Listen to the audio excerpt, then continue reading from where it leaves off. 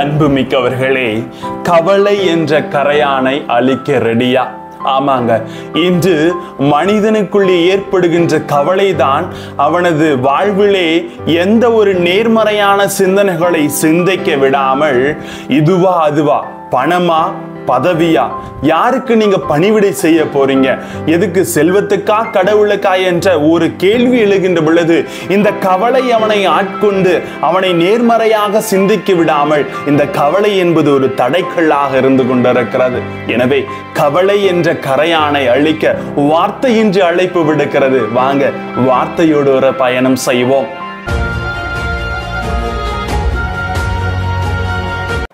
Praise the Lord. இயேசுவுக்கே புகழ், இயேசுவுக்கே நன்றி. இறைவனின் அருட்கரமும் இறை ஆசீரும் உங்களோடும் உங்கள் குடும்பத்தோடு முழுமையாக தங்கிட உங்களை நான் வாழ்த்துகிறேன். அன்புமிக்கவர்களே, இன்னைக்கு பொதுவா மனுஷனுக்கு எதை குறித்து அதிக கவலை இருக்கிறது என்று பார்க்கின்ற பொழுது ஒரு உரைக்குள்ள 2 வாள் இருக்கவே முடியாது.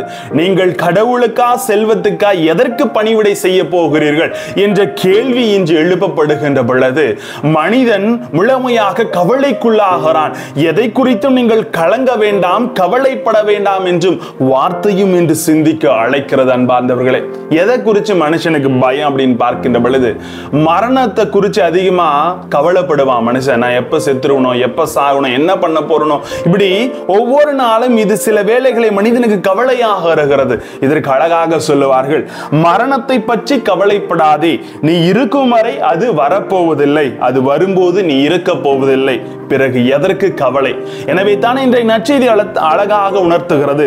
நாளை பற்றிய கவலை வேண்டாம், இன்று என்ற ஒன்றை நீ முறையாக பயன்படுத்தினார். நாளை பத்தி கவலைப்படாத, இன்னைக்குன்னு ஒரு நாள் உனக்கு கொடுக்கப்பட்டு இருக்கிறது இல்லையா, அதை நீர் முறையாக பயன்படுத்தினார் நாளை என்ற கவலை மனித உள்ளத்தில் இருக்காது. அன்பார்ந்தவர்களே, பொதுவாக சொல்லுவாங்க பாத்தீங்களா, உங்க தலைக்கு மேல் பறவைகள் பறந்து செல்வதை நீங்கள் தடுக்க முடியாது, ஆனால் அவை உங்கள் தலையில் கூடு கட்டி விடாமல் கண்டிப்பாக உங்களால் தடுக்க முடியும்.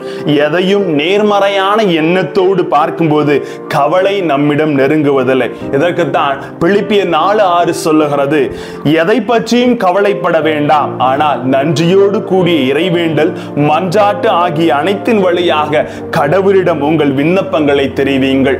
எதை பற்றியும் கவலைப்படாமல் நன்றி உணர்வோடு கூடிய இறைவேண்டலும் மன்றாட்டை முழுமையாக விண்ணப்பங்களை கடவுளிடம் முழுமையாக ஒப்பு கொடுத்து ஜெபிங்க. எதை பற்றியும் கவலைப்படாதீங்க. நாளை குறித்து எந்த கவலையும் உங்களுக்கு வேணாம். இன்று அன்றன்றைக்குள்ள தேவைகளை அன்றென்று இறைவன் நிறைவேற்றுவார். அதனால் தான் கடவுள் சொல்றார், இந்த உலகில் கவலை கொள்வது மனிதர்கள் அதிகமாக இருக்கிறார்கள், கவலை கொள்ளாத மனிதர்கள் யாருமே கிடையாதுங்க. ஆமாங்க, அதைத்தான் சொல்லப்படுகிறது. ஒவ்வொரு நாளும் கவலை என்கிற கரையானமை சுற்றி அரித்து கொண்டுதான் இருக்கிறது. அதற்கான தகுந்த பெஸ்டிசைட், அதற்கான தகுந்த மருந்து, நன்றியோடு கூறிய இறைவேண்டல், இறைவனிடத்தில் நாம் ஒப்பு கொடுக்கிற விண்ணப்பம், எதை பத்தியும் கவலைப்படாம அதற்கான பெஸ்டிசைடை கரெக்டா பயன்படுத்தணும்.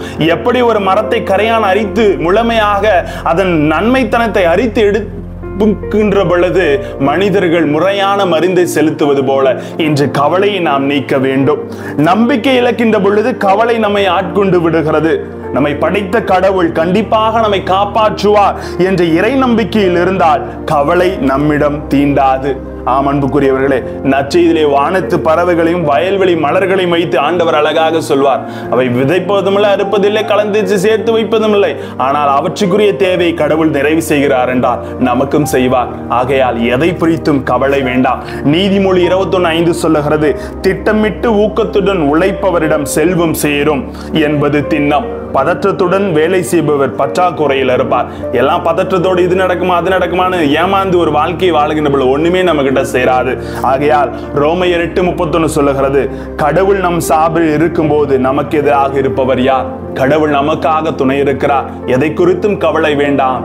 ஆகையால் இந்த கரையான முழுமையாக கவலை என்ற கரையானை தூக்கி எறிந்து நம்பிக்கையோடு வாழுங்கள். இறையருளும் இறையாசிரு நம்மோடு. ஜெபிப்போமா? இறைவா, உமது அன்பின் கரம் எங்களோடு இருந்து ஒருபோது நாங்கள் எதை குறித்தும் கவலைப்படாமல் நீர் எங்களோடு இருக்கிற என்ற நம்பிக்கையில் நாங்கள் பயணம் செய்ய எங்களோடு தங்கும் ஆண்டவரே. Praise the Lord.